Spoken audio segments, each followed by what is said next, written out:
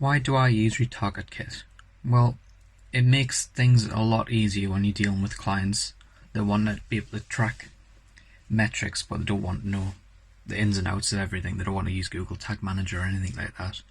I can use RetargetKit, set out all the links to go through that, and keep track of the analytics through there and give the clients access to their sub-accounts. It's much easier that way, it's much simpler, and it's a lot less headache for me as an agency owner.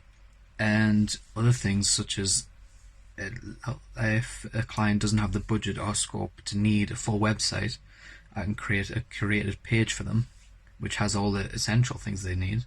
So of getting the brand out there, getting digital presence created, and then they don't need to think too much about that budget, and they can just have it all through RetargetKit as well, and they can still keep all the branding on point by keeping everything in one place.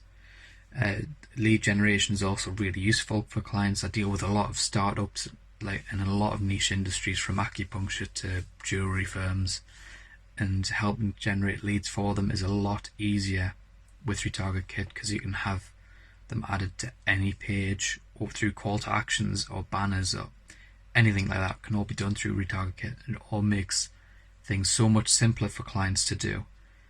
I can set everything up for them and they can just see how everything goes, and like I said, it's just that simplicity which is really essential that I need as an agency owner for a less technologically advanced clients. And nothing against that, it's just that it makes things have to be simpler and easy to use.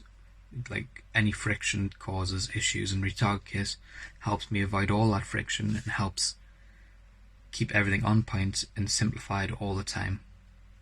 So I definitely think you should invest in RetargetKit and pick it up, because it's something you'll not be able to do without. And